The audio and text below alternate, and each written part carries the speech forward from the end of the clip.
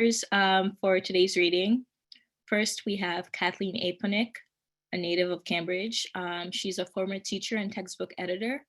Her poems have appeared in such publications as Poetry East, Notre Dame Review, Poetry Ireland Review, Hollins Critic, and Paterson Literary Review. Her poetry collections include 2 chapbooks, Near the River's Edge and the Port, as well as 2 full-length collections, Bright Realm, published by Turning Point Press in 2013, and a finalist in the New Rivers Poetry Prize at Minnesota State University, and the Descendant Notebook, published in 2020 by Kelsay Press. She lives with her husband, Tony, in Andover, Massachusetts. You can purchase her book, The Descendant Notebook, by doing a Google search for the Descendant Notebook to find a link. But I'm sure Kathleen will also provide it in our group chat if possible. Thank you. Thank you, Carmelie. Can you hear me, everyone? Good. It's good to be with you today and to read with Ed and Jeffrey. While my new book, The Descendant's Notebook, has poems about my family's history in Massachusetts and the west of Ireland in Kerry and Roscommon, it also has poems about my own experiences and about figures remembered often enough to warrant being the subject of poems. So there are many characters in the book. I'll begin with a poem set in childhood that has a recurring theme, that of conflict and war, which seem a permanent part of the human condition. On Memorial Day, Mother often took us to the cemetery on Memorial Day. Wandering off, we'd read the names and dates etched on gravestones. Brief notes: child died in infancy, son fallen in the war. Before her family's grave, Mother set geraniums to honor her parents, soldier brothers of World War I, her nephew, a World War II Navy veteran who would die at 38, wounded in the heart. Heads bowed, we said a silent prayer, which was our tradition, everyone reflecting in his or her way what the departed meant to them, though Mother knew them all, knew them best. Leaving the cemetery, I'd think, perhaps our names will appear on stones like these, people driving by like we do, wondering, if only for a moment, who we were, what we did in this world that still holds endless wars.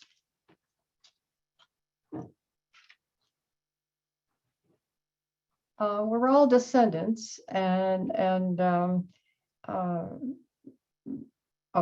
those who have come to this country at different times under different circumstances. My maternal grandparents, whom I never met, emigrated from County Roscommon, Ireland in the 1880s, post-famine years when there was little chance to earn a decent living. My grandmother came at about age 19, worked as a servant and a cook, married and raised a large family in the late 19th and early 20th century. My sister Mary Paula, who's here today, my niece Catherine, and I visited the small farm she left in 1882. The following is a segment from a poem called Roscommon Sweet. It's a rough-hewn land. It's a rough-hewn land, a few hills remaining. Cousin Jimmy stops to show us the bog. It's where he cuts the peat, soil of wetlands and old forests in the shape of bricks. The house is modest, white framed, set on a rise of rolling hills.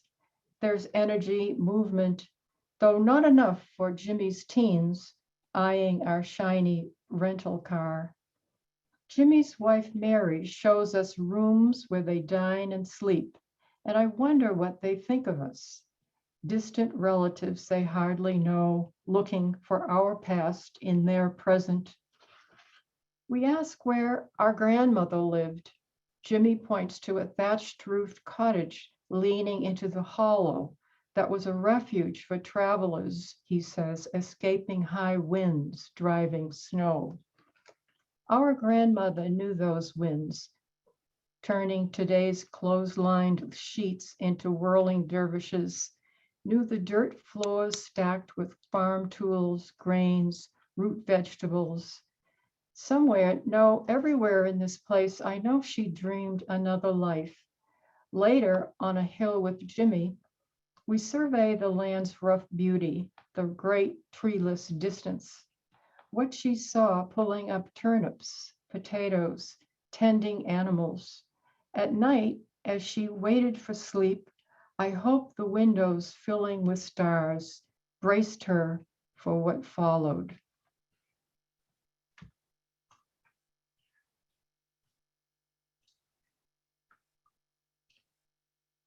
While we were able to visit my grandmother's birthplace, there's no trace of my maternal grandfather's place of origin, though an Irish relative thought that they lived along the banks of the River Shannon, which often overflowed. So I've written this postcard poem inspired by that fact. Postcard from Clonown. No wonder I can't find our Hughes branch, here where the Shannon spills over in spring, over farms and the turf that sustained them, their belongings soaked through, and they headed inland to relatives with troubles of their own.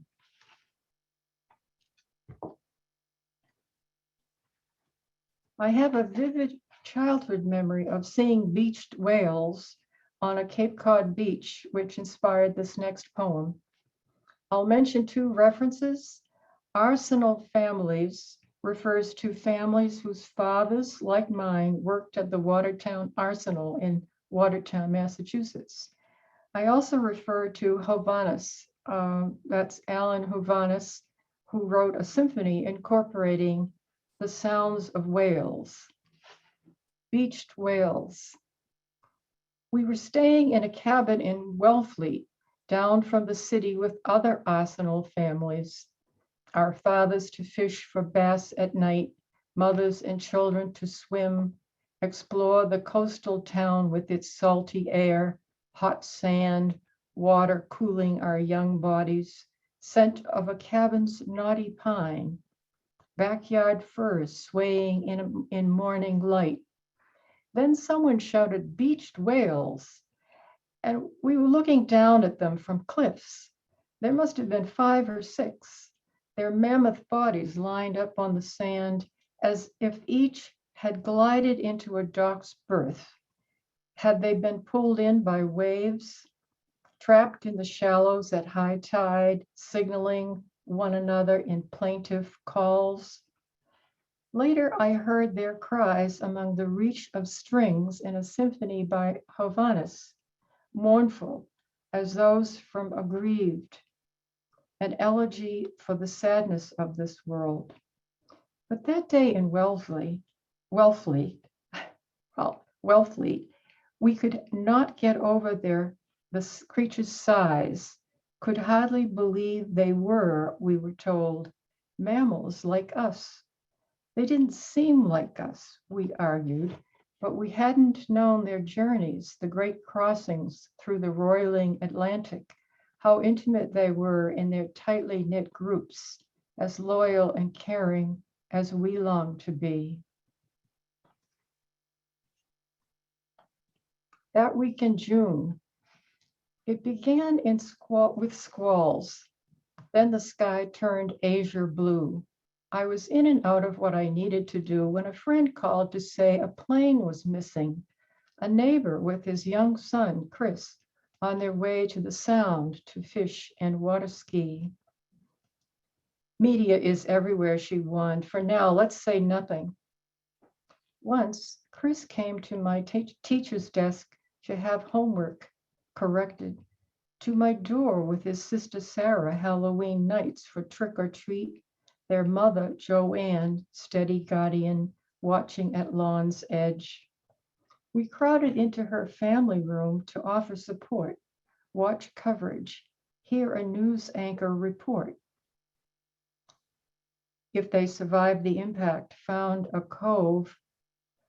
All this as late spring held forth, distracting us with life's blossoming, rhododendrons by the house, yards of fragrant magnolias, the beginning of pears, teens in swim gear headed for the pond, some to ball fields.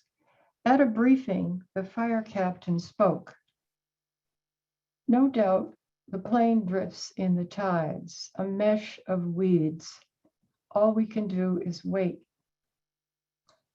Each spring returns with its beguiling mask, as if nothing unsettling happened. The trees go on budding. The commuter train arrives at the depot. We take our daily walks.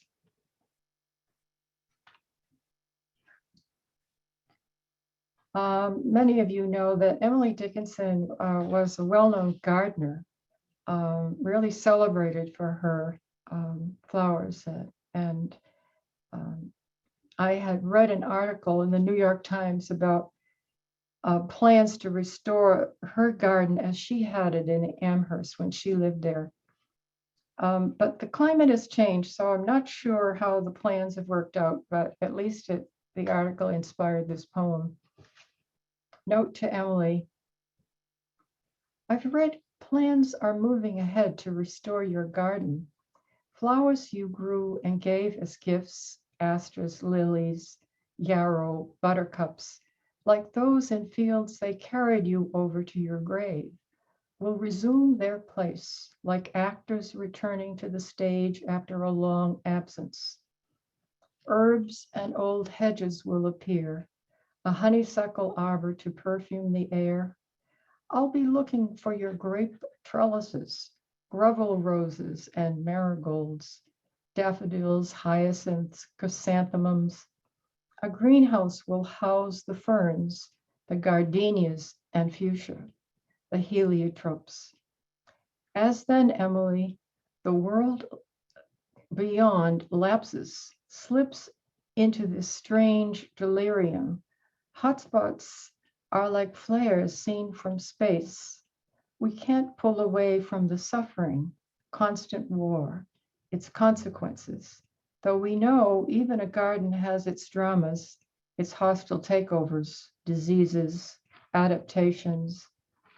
It's true, there have been advances, amazing in their breadth, in gardening, better knowledge of the soil, ways to treat the common weed, but too often efforts for human understanding, Herculean on the part of some, fail. Like you, we wait, at times consoled, finding beauty and wonder where we can.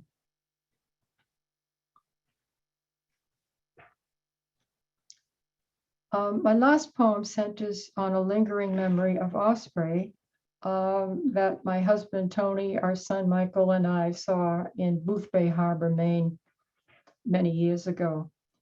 If you want to see a working osprey nest, you can search for Greenbelt Osprey Camp and actually watch a live nest. It's kind of interesting to see them.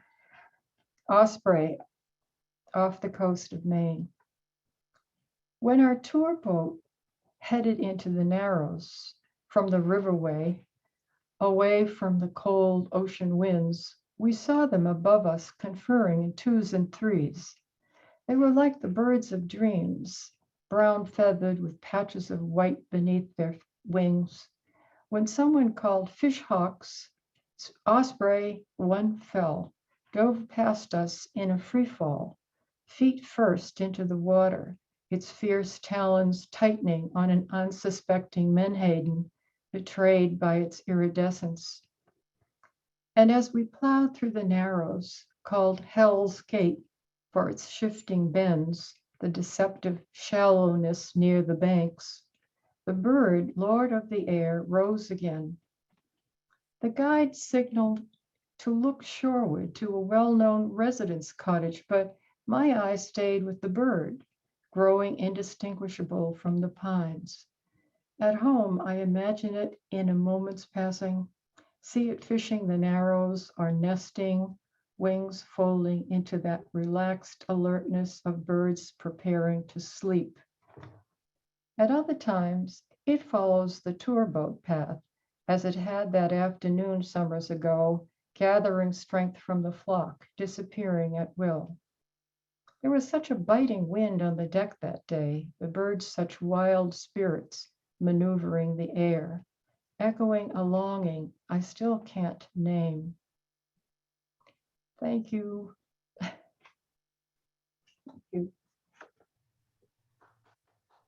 Thank you so much for reading, Kathleen.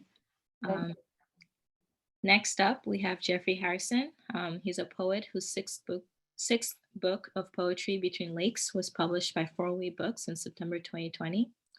His previous books include Into Daylight by Tupelo Press 2014, winner of the Dorset Prize, Incomplete Knowledge, 4-Way in 2006, runner-up for the Poets Prize, Feeding the Fire, which won the Sheila Motton Award from the New England Poetry Club in 2002, and The Singing Underneath, selected by James Merrill for the National Poetry Series in 1987. He has received fellowships from the Guggenheim Foundation and the NEA, and his poems have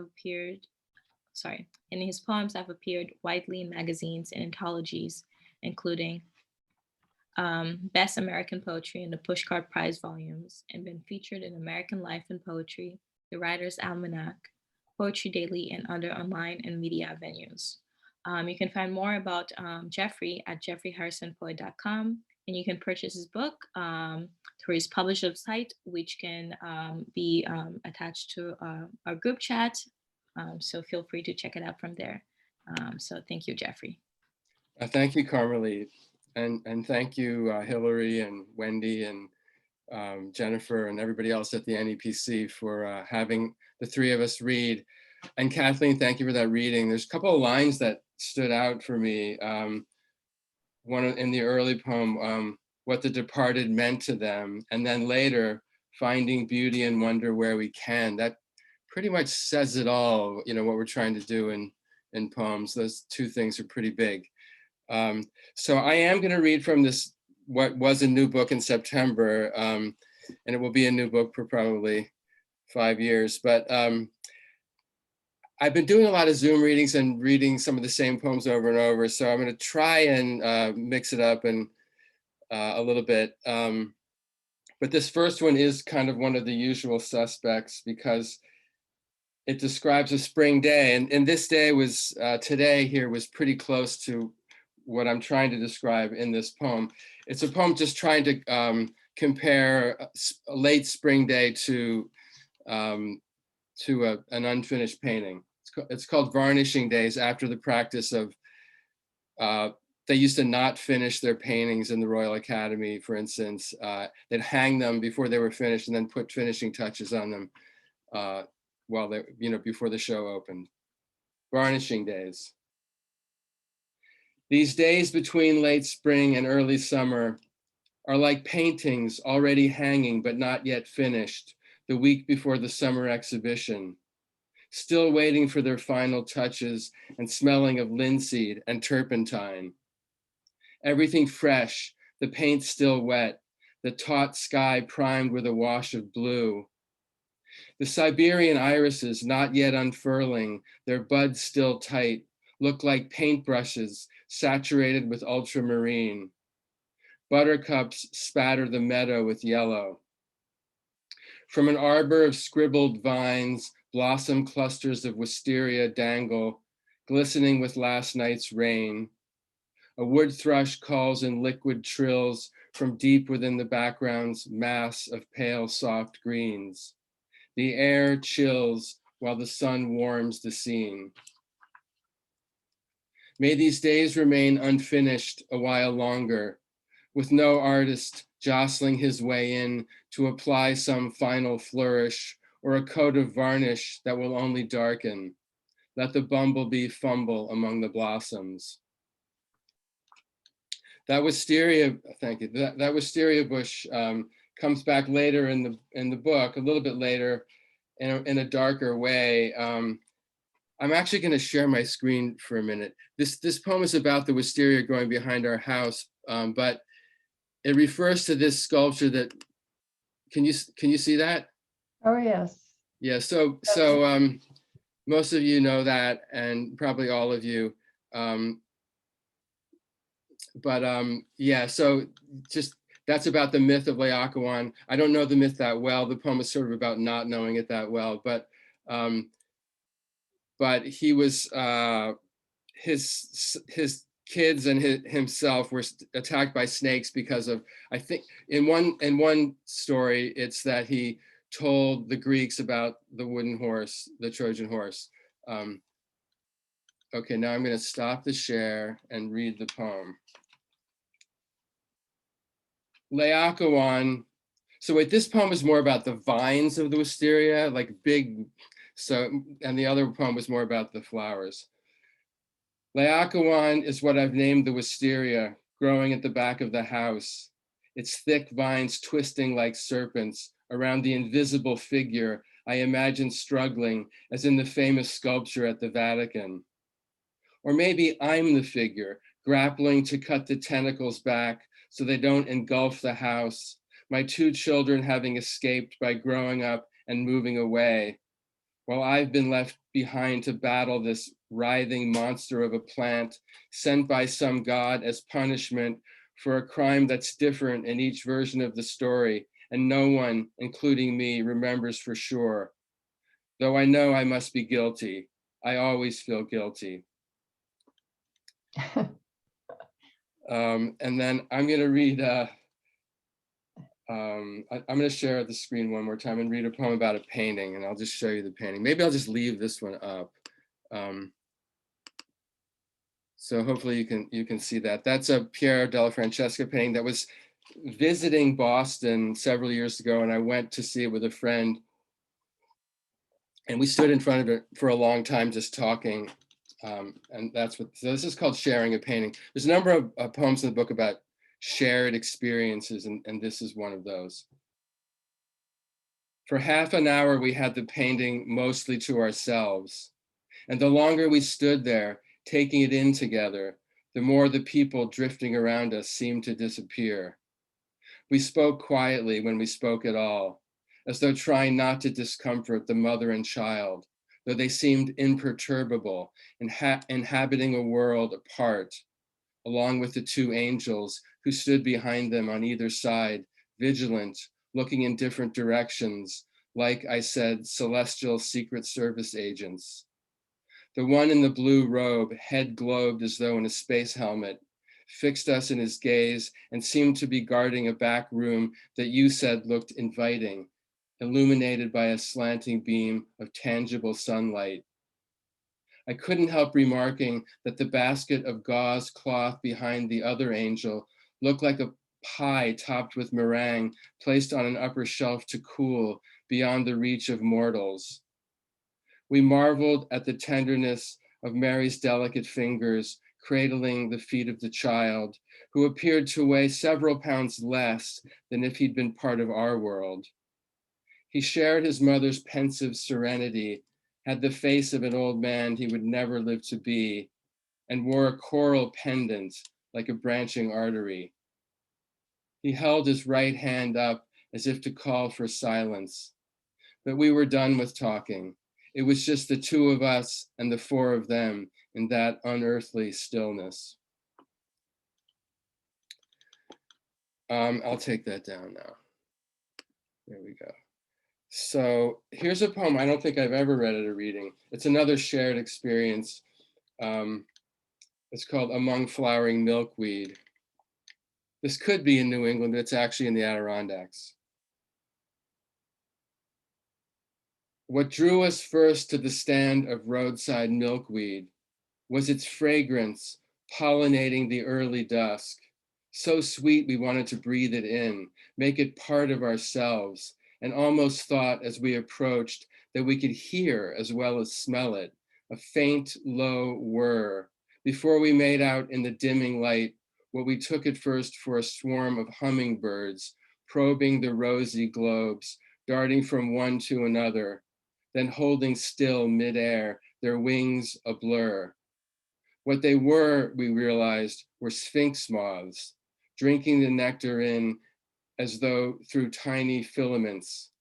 Drinking the nectar in through tiny filaments.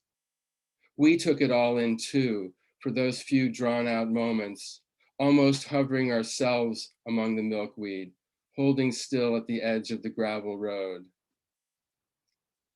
Okay. My mother is here. She's under an incognito, he's under a pseudonym, but, and she was one of the people that I shared that experience with. I will be reading another poem for her later. This book has a lot of poems about my father and my relationship with my father, and then his death. I'm not going to read very many of those, but I'm going to read one called Kitchen Incident. Some of these poems are nicer than others, and this is probably not. It's one of my friends told me not to put it in the book, but because it was too mean. But here it is. Kitchen Incident. Only now, after decades, even after his death, is the smoke finally clearing from that room where I was kneeling on the brick hearth making a fire, something, after all, that my father had taught me how to do, when he walked in from work in a business suit to find the kitchen filling up with smoke because I'd forgotten to open the flue. And not until now have I bothered to consider what might have happened at the office that day, or whether it was simply his frustration at ceaselessly battling his acerbic teenage son that led him to say, "You don't know how to do anything right," then shoulder me out of the way as he crouched down and reached his blue-sleeved arm above the flames to find the damper's latch.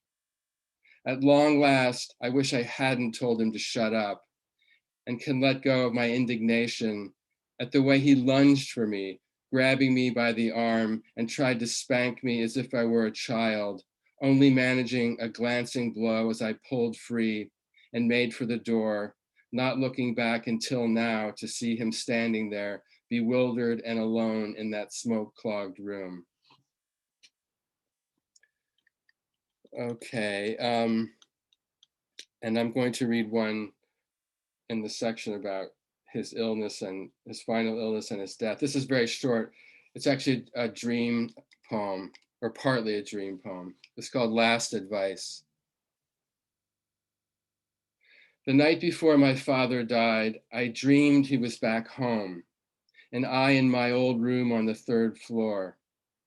And he was calling up to me from the bottom of the stairs, some advice I couldn't hear or recall the next day when, standing over him back in the ICU, full of the chirping of machines we had decided to unplug, I remembered the dream and heard him call my name. And this is another dream poem. There's some photograph poems in this book, and there's some dream poems in this book. Just a few of each, and this one is both, actually. The photograph is actually a dreamed photograph. Seen from a photograph in a dream. What was I doing in my childhood room again? And why on my old bed by the window was there a snapshot of my brothers and me in our late teens, wearing blue jeans and sweatshirts, contentedly napping in the living room? My younger brother was lying on the sofa, while below him on the carpet, my older brother and I lay next to each other.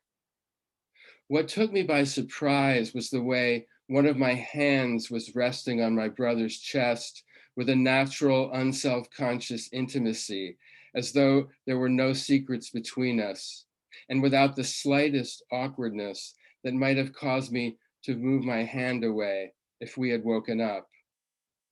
Only sleeping in a living room within a photograph, inside a bedroom in a dream. Never when I was awake and he was alive have I touched my brother with such tenderness.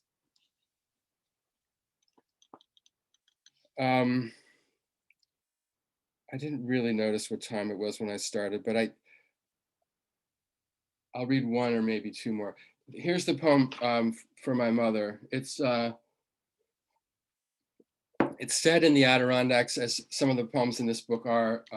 That's why it's called Between Lakes, or that's one reason it's called that. And this is 2 pages and a little more, so it's a little longer. And I think that's all you really need to know. It's called Morning Row.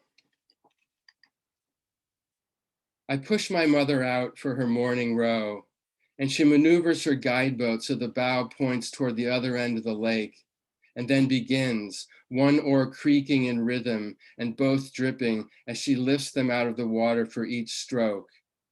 But those sounds grow fainter as she gets farther away, until, leaving the bay and entering the greater lake, she's entirely beyond earshot, the sky a blue dome of silence enclosing the lake, though her oars still keep the rhythm visually, sunlight flashing off their wet blades like a signal.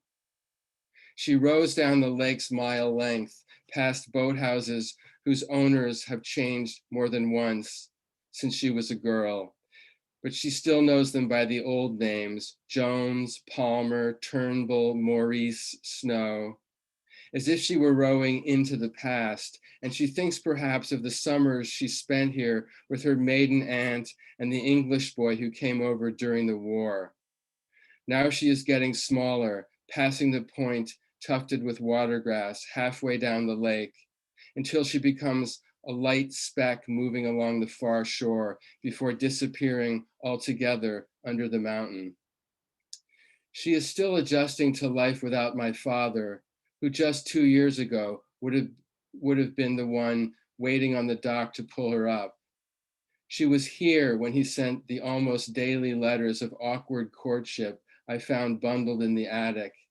Now, 6 decades of marriage ended, she's here without him again, writing him letters that can't be sent, and I'm not going to read, except maybe after.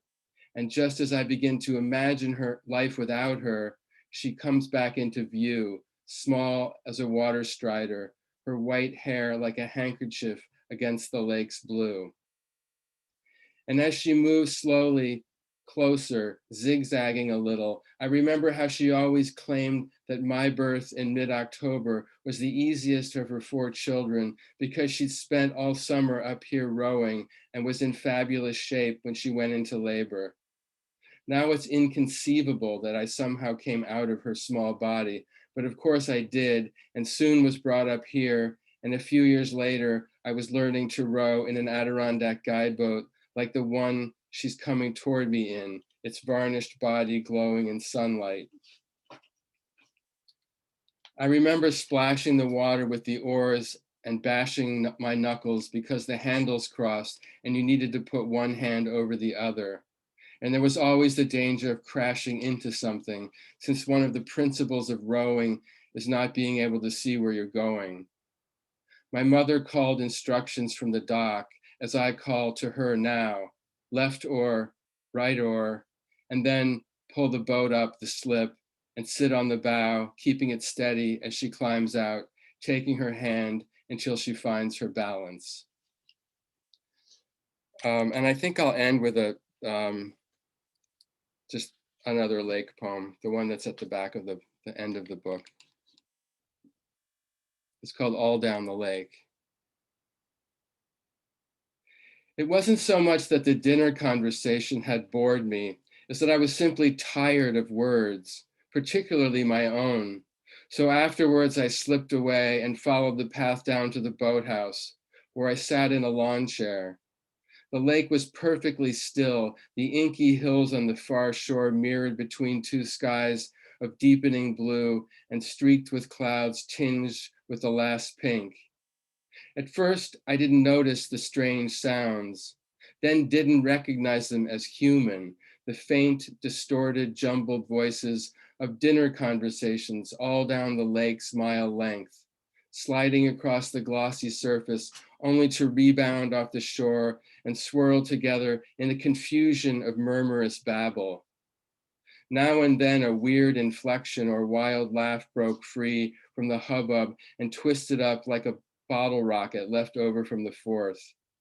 It was a relief and really a pleasure not to make out the words or even the coherent intonations of sense making and just focus on the hallucinatory far off din.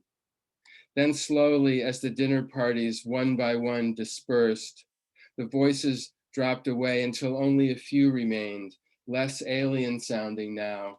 Then none, the lake itself a mind that had finally quieted its chatter just as the first stars glimmered into being and a bullfrog started calling deep and steady. Thank you.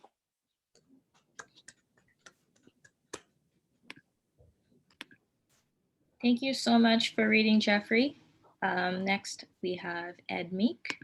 Ed Meek writes poetry, fiction, articles, and book reviews. He has had poems in the American Journal of Poetry, the Baltimore Review, the Sun, the Paris Review. He has had poems features on NPR affiliates such as WBUR and WCAI. A collection of his short stories, Luck, came out in 2017.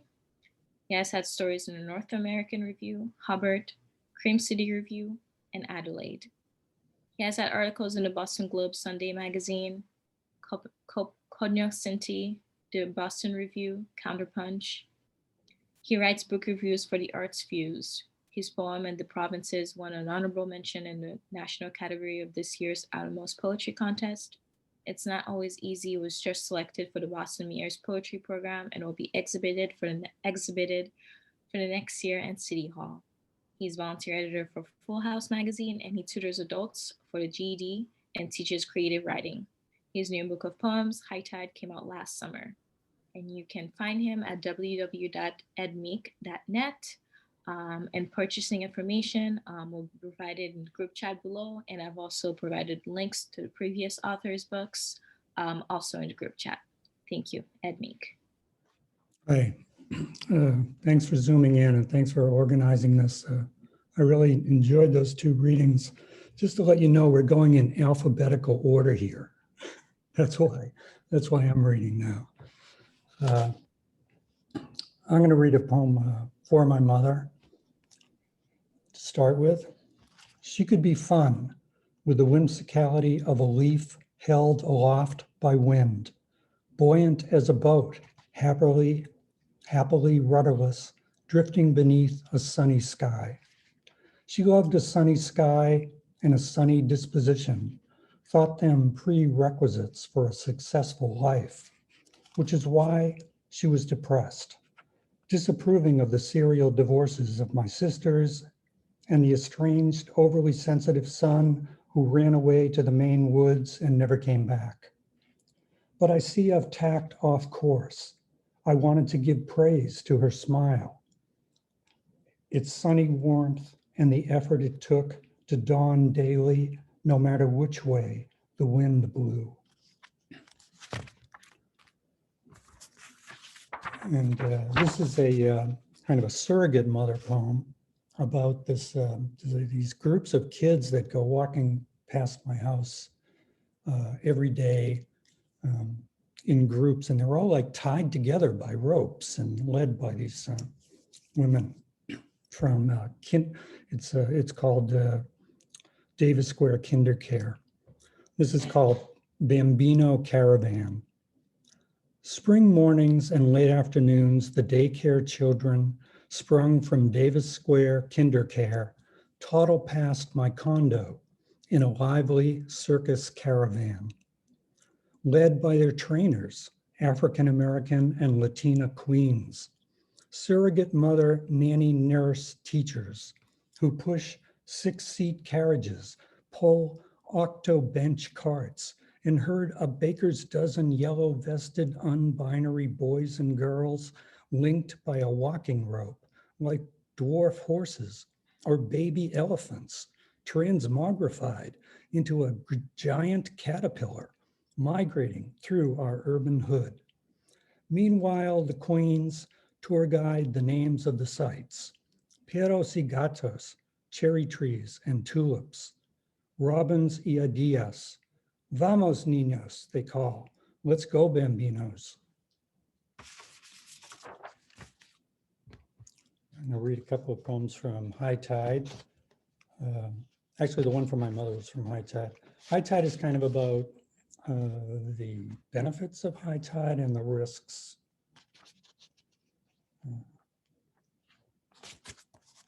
This poem is called Hammock.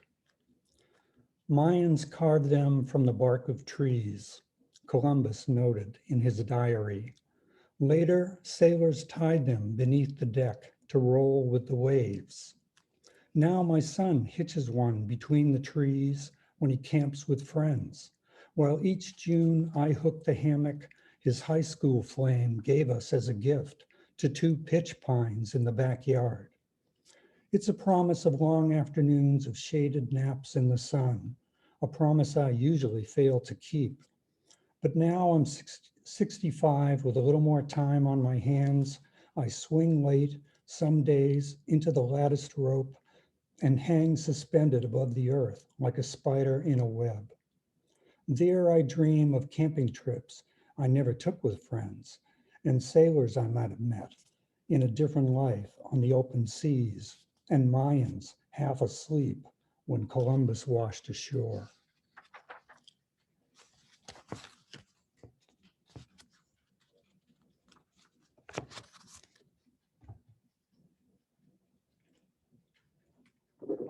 This is a poem called Hunting Mushrooms with Mina. I lived in Montana for a couple of years. I went to graduate school there. I once went on this little trip with my Sioux friend Mina looking for mushrooms in her car. We were driving in the woods. It's called Hunting Mushrooms with Mina. I went hunting morels with my Sioux friend Mina. We took her Mustang GT into the woods outside Missoula. When the fire road ended, we got out to forage. She was my eyes and knew where to look. I was along for the ride. She lifted leaves and poked through thatch to find them crouching in damp quarters, secreted in moss and duff. They were long dead shrunken dwarfs buried in their hats, their bodies a stump beneath their shaggy fetid heads. They'd wept for years in moist riverbeds coursed down their spongy faces. What about these, I asked, pointing to a yellow disc speckled with white freckles. Death cap, she said. I can poison you with that. Her long black hair reflected light and my eye caught the tip of the blade she kept on her hip. We ferried our mushrooms to her cabin just south of town. With garlic, butter, and salt, they were savory as meat. They stood up to the grilled loin of the deer she'd taken with her bow and butchered with her knife. What do you think, she asks. I'm wondering how we won. Germs and guns, she says. Outside, we share a pipe while the moon silvers her hair and stars colonize the big sky. Teach me your ways, I say.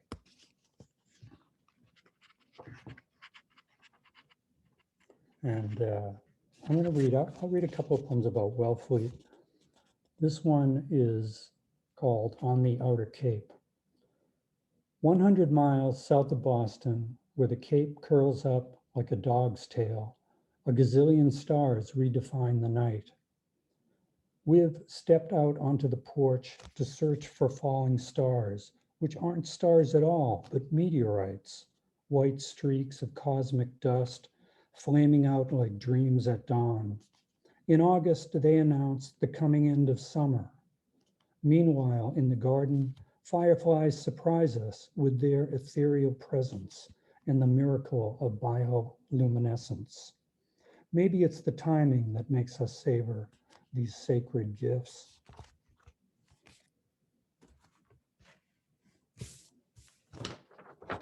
This is a poem about last winter. It's called It's Not Always Easy to Love This Life in Winter, when the sky fades to gray and the wind sears your face, unless walking, you happen to encounter a herd of white-tailed deer grazing in a copse beside the Alewife Brook. Luckily, they ignore your presence. Meanwhile, a solitary swan grooms its feathers impossibly white, while geese and ducks fish the pond, happy in the womb of the wetlands, causing you to forget, however briefly, the virus wending its way from body to body around the world. Yet, if the alewife can be restored, perhaps there's hope for us. The gray heron, immobile in the sedge, gives nothing away. And a couple of kind of recent poems. This one's called Climate Change, kind of about climate denial. You woke me up to talk again about the need to move when our cat, Isis, proud as a peacock, presented us with a purple finch she must have caught outside the window of our cottage on the coast. She leapt onto the bed and dropped her gift between the white silk sheets. The bird was as stiff as a homeless drunk in winter. Isis returned to her perch on the ledge and purred with the satisfaction of a job well done, while the finch, to our delight, popped up to its feet, took to the air and flew out the window. Was it stunned or playing possum, I wondered. We have to talk, you said, as I rolled back over feigning sleep.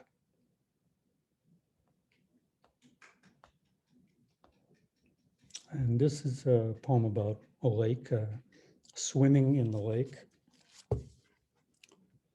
The Australian crawl isn't a crawl at all, but the quickest way to swim from here to there, submersing yourself in the water, turning your head to catch some air and admire the scenery passing by. But should you tire and need a break, you might just flip onto your back and relax, reach behind and pull the water past your body to swim with a view of the sky and what you've left behind, making it easier to breathe, but creating a sense of uncertainty about where exactly you're headed and what you really believe.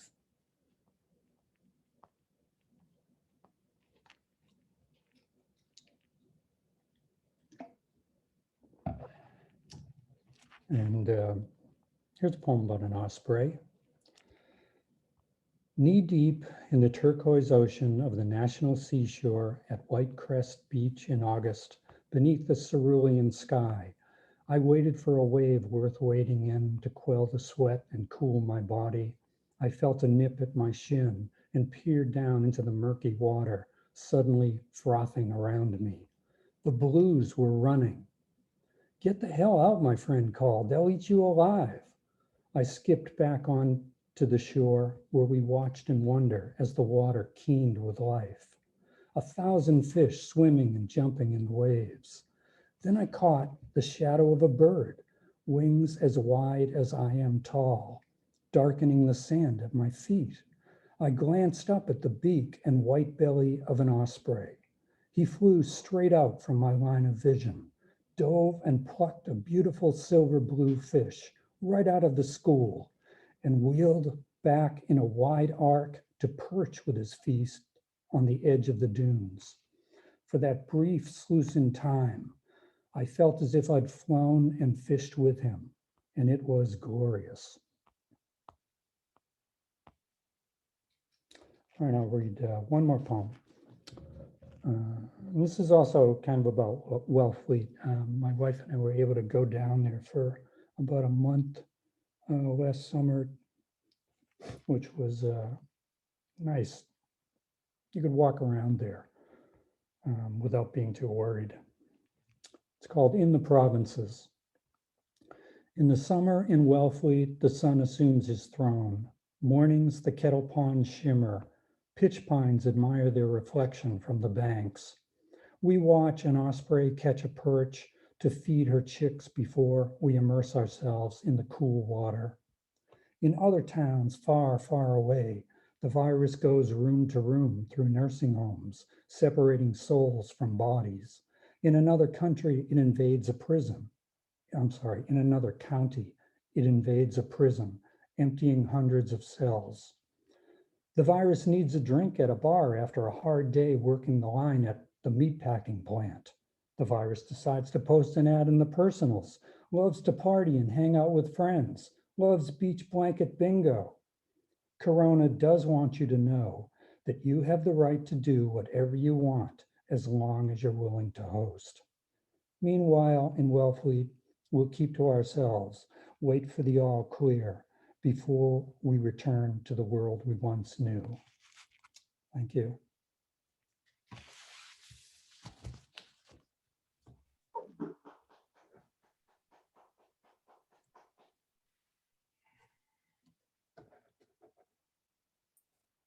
You're muted, Carmelite. Sorry. Hi. Thank you so much for reading, Ed, and thank you everyone else for reading. Thank you, Kathleen, for being our first reader, and Jeffrey, thank you so much for reading as well. Like I said earlier, all of the readers' links have been linked to the group chat. So please, please click on them when you get a chance. And we'll be getting ready for the open mic happening very soon. But if anyone has any questions for the readers, please feel free to ask them. And from there, we'll move forward to the open mic.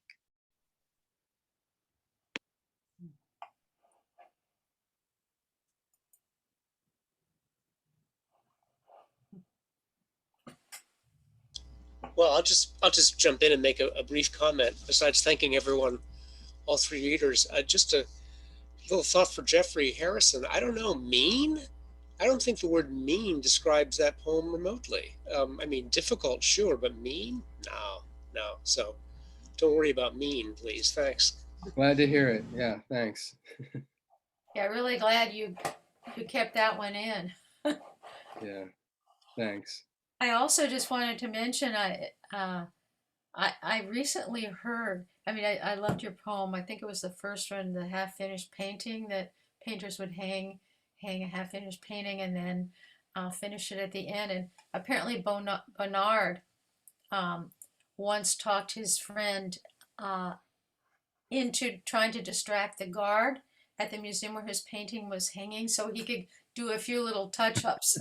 Right on Well, the yeah, actually, I worked at the Phillips collection in the 80s, and I was a guard there. And there were a lot of stories about Bonnard coming in. He actually did do that. Like he would come into the museum and change things. And so they started, like Duncan Phillips and Marjorie Phillips eventually would make sure he had no brushes and paints with him before they let him come in. And that's funny. And I had a question actually for all three readers, because you've all published previous books. I'm wondering if you found the process different this time, if you worked in a different way with structure, with voice, or in ordering your collection in any other way that you feel really put you in a new direction. I have things to say, but I don't think I should go first because I've been talking too much. I don't think I changed my way of approaching publishing it. It's just searching for the right publisher. Is that what you meant? You mean the arranging the poems, or It really meant more about your writing process, how you found your way to the poems in this collection, and whether you worked in a somewhat new way, with free writes or with formal structure, or what were your inspirations and what did you have to kind of Well, cover? I looked at what I had, and I saw themes, and I could see the family poems were a kind of theme in itself.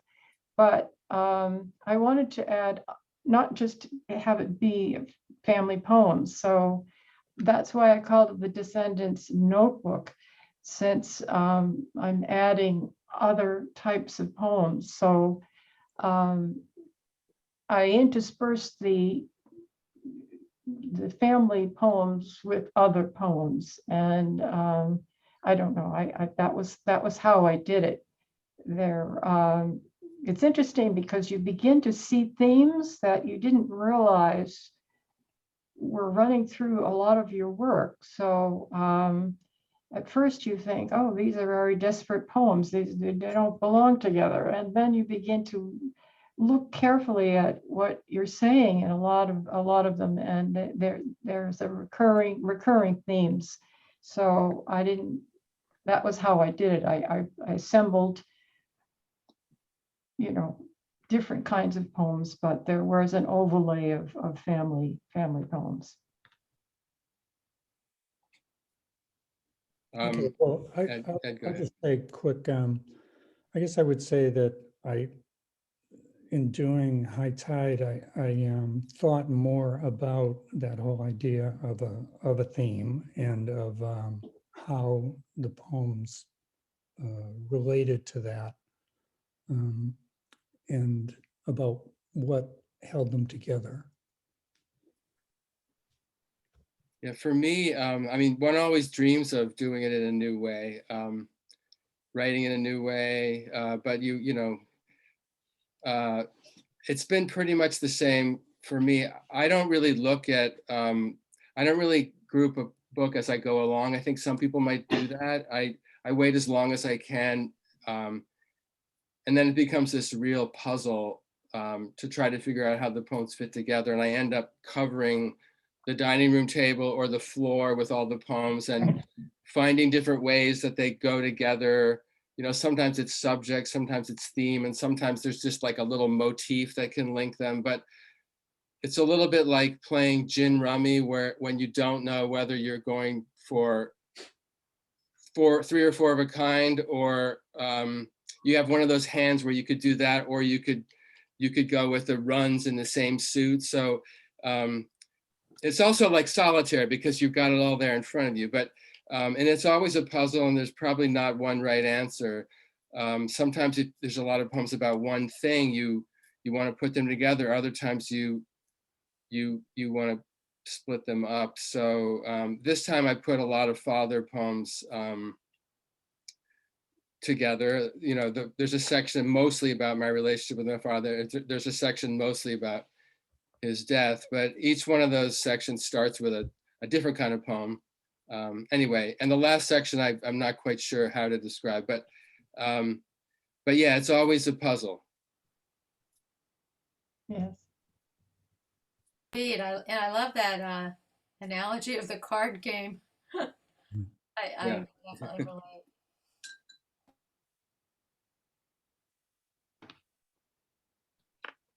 Okay, someone's talking. Any other questions for Yes, the? thank you. I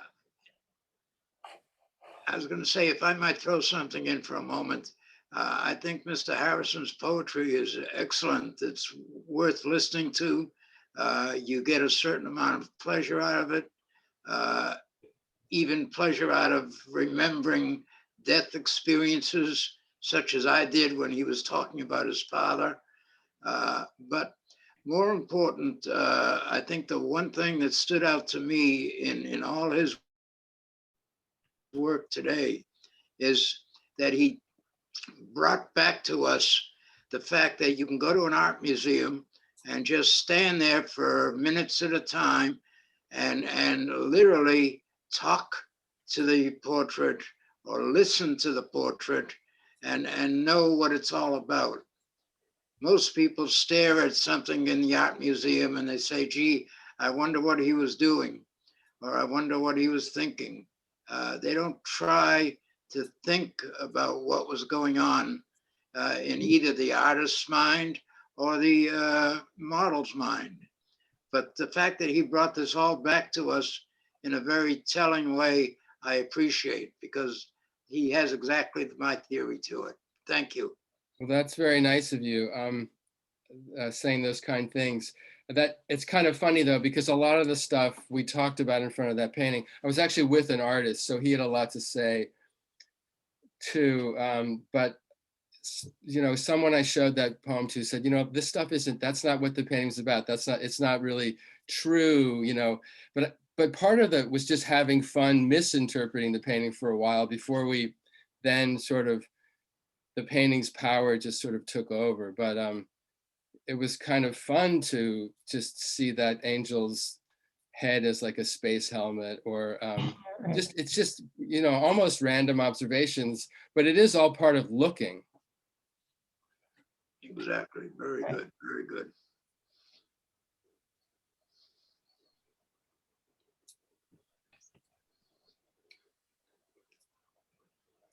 Oh, should we, why don't we unmute and give all the readers a big hand?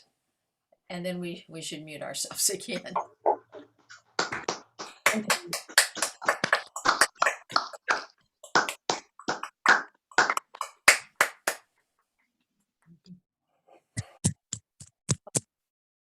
Thanks to all. It was a terrific reading. Oh, and I wanted to add that the long Mother's Day poems were really beautiful and really kind of warmed the day and my mind toward my own mother. Well, why don't we get started with the open mic? And first up is Chris O'Carroll.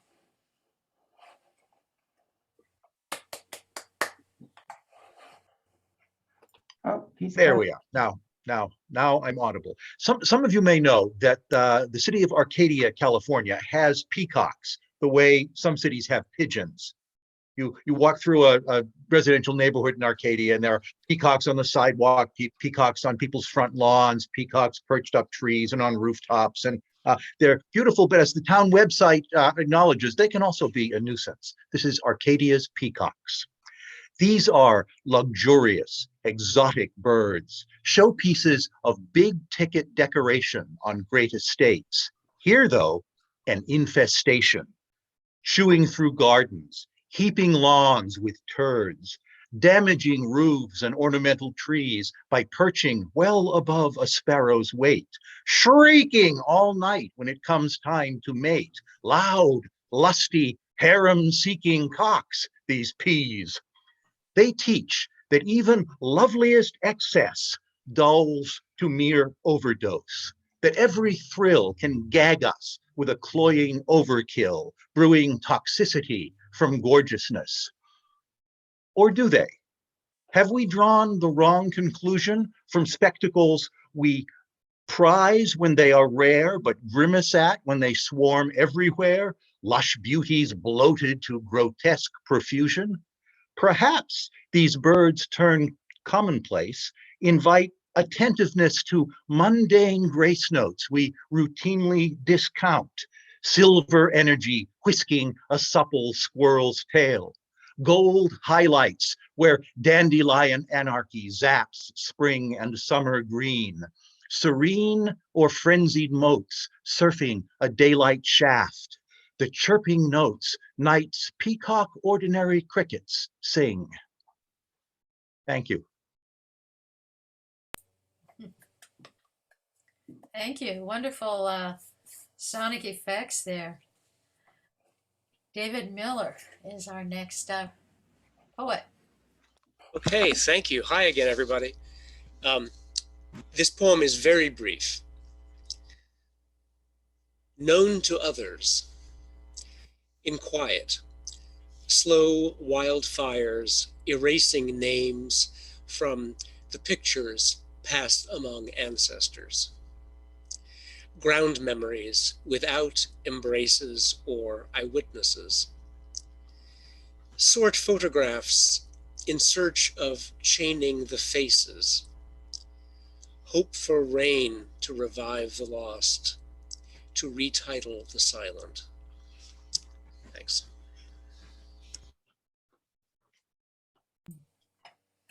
Thank you, David. Wonderful.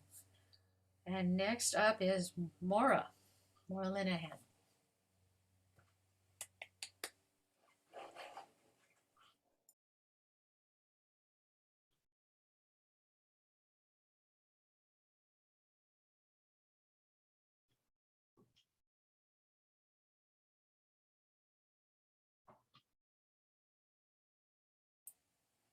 Maura, maybe you're muted. I can't find you right this second, but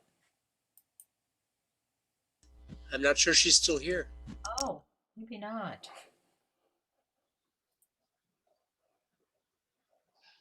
No, I don't see her. Okay, well, we will move on then to Mike Ball. Okay, well, I'm here. Great. All right. Volvos and governors. There's soothing magic in being both from the South and in sales. Unction and wheedling work best with a drawl and good manners. Paul, I once asked a transplant, how can you market Bill Clinton as governor to Arkansas, rehabilitate Wilbur Mills after Fannie Fox, and then sell me a Volvo? Yes, he had done all those. Then came his toughest campaign, selling himself to a wary friend of mine. She, just free of a wearing marriage, was not in the market for a man, or a woman, or even a poodle. When he heard she had finally dumped her tedious preacher's son husband, he quickly decamped from Memphis to Boston to woo, which he did. He started selling fancy cars and insinuated himself in her life. From previous times and locales, he wanted her enough to give up all. He is charming and patient. In a couple of years, they wed. Back to my question, he touched my forearm with 8 fingertips, leaned forward and said softly, now, Michael, I can sell anything. Thank you.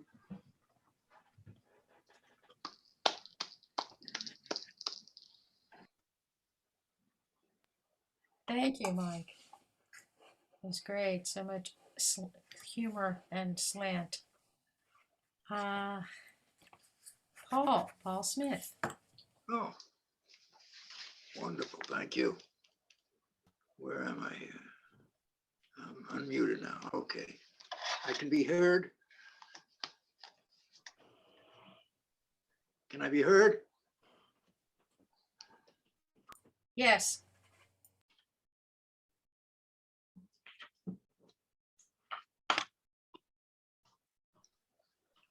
Now I'm good. You can hear me now. Thank you. All right. I hate to sound like a dummy, but I am a dummy. My approach for today is called an American Appraisal. Do you know? Did you ever know? Then why did you forget? As Americans, we think we are the richest and the best country in the world. Sure. As individuals, we live with a myth that says we have plenty and then some. But to keep up this myth, we live a very negative lifestyle. Thus, we don't educate our children past the ABCDs. We assume they'll learn by watching TV. We have no universal health care. We teach our elders to knock on wood and then buy insurance. By the way, that 4-digit figure you see there, that's your deductible, huh?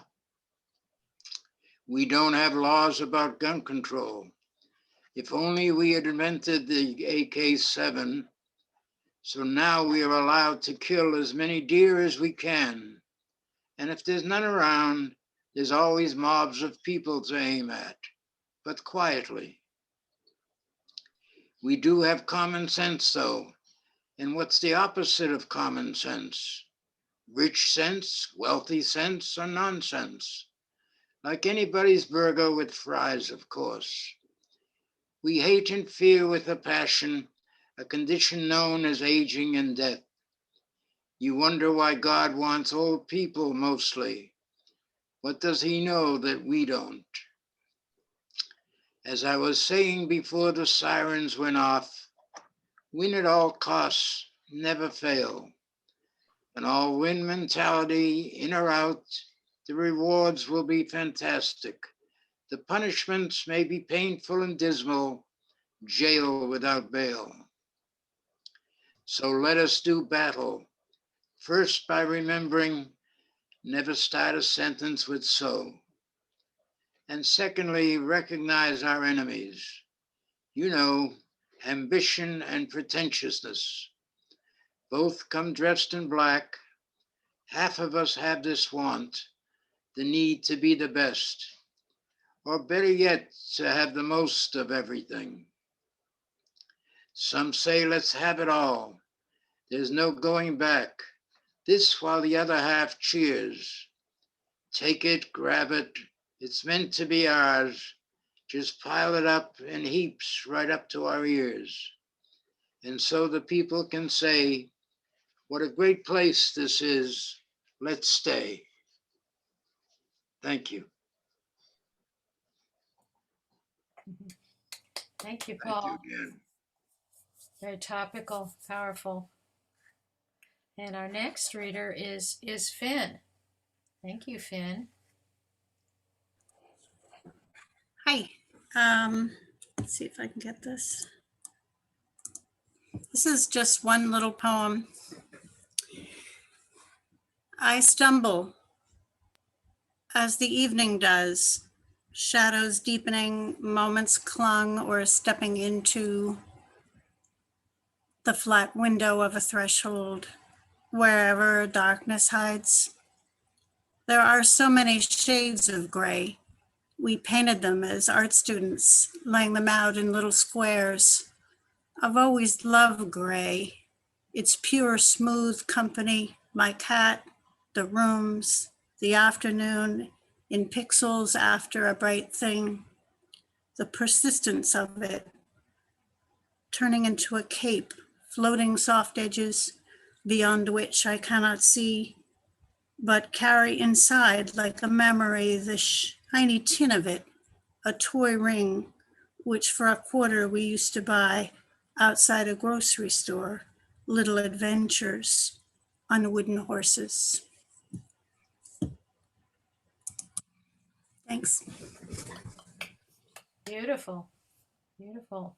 And so glad to have you today. I think you said this is your first time at one of the readings. Yeah, I'm excited, scared and excited.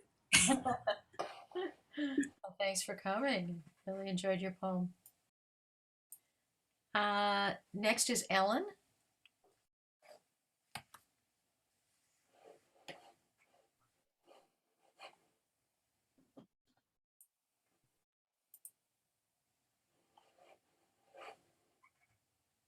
Is Ellen here?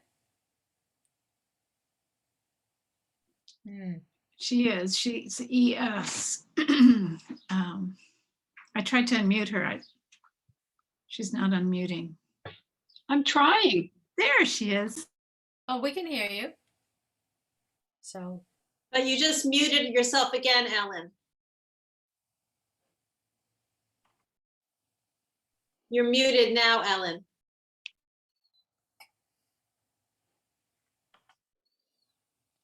Unclick that little red microphone or click it. The lower left of the box.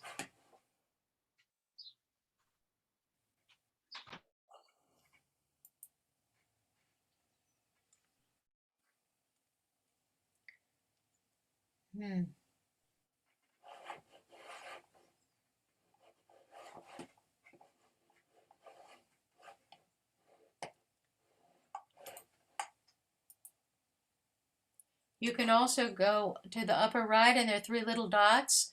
If you click on those three little dots within your square, you can you should be able to unmute.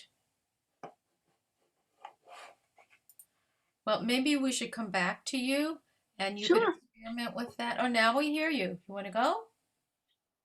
There you are. Okay. Don't touch anything. You're on. Thank you. For Paula in heaven, for if there is one, surely you are there. You whose loving sweetness led everyone to love you, children, relatives, friends, doctors, nurses, home aides, and everyone who knew you knew of your great love. Chocolate. Nothing ever better than chocolate. Never. And although, trying to see this, although you may, may not ever have dared anyone to eat a peach, furry skinned things. If anything rivaled chocolate, it was pears. Pears sliced into salad, a pear before lunch, another after, pears with breakfast, pears for dessert. But a pear must be ripe, something not asked of chocolate, which may turn slightly gray, may melt or break, say, when a child in the back seat sits on the bag, or worse, when its somewhat ripe fingers reach into the bag, exploring for chocolate to eat before you did, your children who knew you so well. When you were sick, when the doctors said chocolate was not good for when breathing is difficult, as when a patient has had pneumonia, had it more than once, throat still hoarse, coughs constant, sneaked chocolate was so good for your health. And after all, you didn't die of chocolate, didn't even die of cancer, died over years of so much that cured it. Nothing sweet about chemotherapies or surgery. Nothing until finally permitted, yes, a small broken piece or two, another, please. In heaven, there must not be well-meaners telling you, stop, that's not good for you. Warning, you'll get fat. Ha, in heaven? You must rest, go to bed. How tiring. But you always knew what was good for you. Chocolate and maybe a pear, one ripe, that is.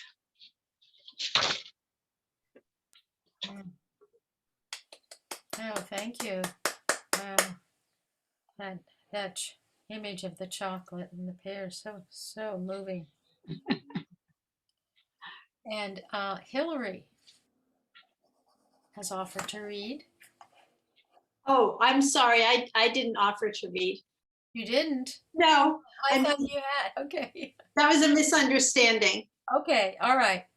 All right. All right. Well, I think I will jump in and read, which I've never done before in the open mic, just because we don't have that many readers. I haven't read this before, and so I was thinking of Jeffrey's ekphrastic poems, and this also is one. My first outing to a museum, post-vaccine.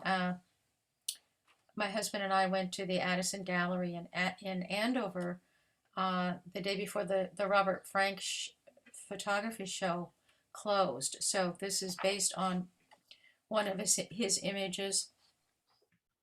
Considering Robert Frank's photo of Charleston, South Carolina, 1955. Everything in me understands this woman's a nanny, the crisp white blouse that reads uniform, and in her dark face, which is almost touching the white child's ear as she holds her against her bosom, I can read penalty, every flag thrown down on the field. I can read trouble in the way the composure of her fixed lips contends with the resignation that lines her gaze, which leaps past her into the street, into what we know about this land. Oh, that uniform is that summery fabric my mother used to love, seersucker, clean and fresh and neat. But we know about this land, this trouble, searing trouble. We can guess why this woman isn't looking at the child, who's maybe 8 or 9 months old, why she's wearing that leaping shadow of worry. Years ago, when I was a girl, my mother had a cleaning woman, Eunice, who came to our house on the bus. She wasn't young and limped a little, and her back was slightly stooped. And this embarrasses me. She called me Miss Wendy, and when she did, she sweetened her voice with a lump of sugar. "How are you, Miss Wendy?" she'd ask. Did I answer impatiently, even rudely? Did I ever ask about her? Did I squirm at the constraint of what was and was not allowed to pass between us, at what had, by making us different, cheated her, and cheated me as if I'd been a lion and she a lamb? Is this the way it was with us, as when a lion smells fear and grows ruthless? Let's see the child now, all bald, high forehead. This child is white as a swan, white dress. The two of them are surrounded in white, surrendered to white in Charleston in 1955. Did this unnamed nanny get thirsty that day? And from which fountain was she allowed to drink, holding as she was a child as pale as a porcelain doll, a child who also might have been thirsty, a child who is looking past us to a future that is already circumscribed by the land, the South, the decade, the 400 years buried in our blood and bones? Or is it only the sun that makes the child squint? Is it knowing what we know? Thank you.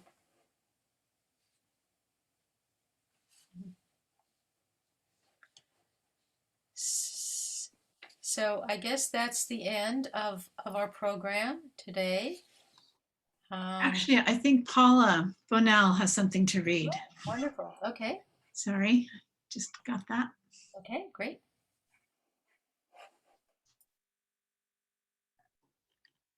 I'm getting a box that says, please ask the host to give you permission to read. Oh, to record. I would like to record my reading if I may. Okay. It is being recorded. It's being recorded, yeah. Okay. This is called Solace and Grief, the Dream. Daydreams too easily go rigid with purpose. I feel for the pause of solace, yielding to the dream, the moment of your arms and you murmuring, I'm rocking you, I'm rocking you. Or the leaves in the tree repetitiously green above the window. In grief or crisis, the rushing hours eddy. This morning I awoke from a dream of my father in a tux, waiting for the pleasure of it during the opera intermission. Suddenly he was underwater and I had to climb down the air from the plane and pull him out, frantically remembering first aid and how to press his chest. His hands felt cold, the fingers dead. Lurching awake, I realized only mouth to mouth will do. I never learned it. Wincing at the smell of his gum disease, I try. I pinch his nostrils, blow and suck, hoping for the vomit.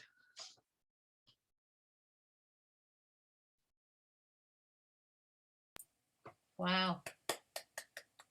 Thank you, Paula. Why don't we all unmute and give a hand for all the open mic readers? Yes.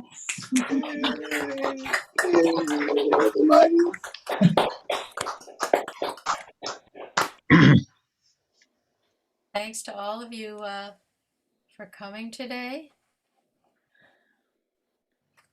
I should say when our next reading is, and I don't know at the Actually, this is the last reading until the summer. So we have a great summer of readings planned at the Longfellow House. So please do check out their website. It's also on our website, the Longfellow Summer Poetry Festival. It's just packed full of great things. And the first reading will be on June 27th, and that will be a student reading. And July, August, so check it out, and we hope to see you there. That's a great. Thank you. Thank you. Everybody. Thanks, everybody. Bye, Thanks a lot. Kathy, Ed, Appreciate it. Jeffrey. Thanks for Okay. having us. Bye, Wendy. Thank you. Bye-bye. Here. Bye-bye. Wendy. Bye. Thank you. Take care. Bye, Carmelite.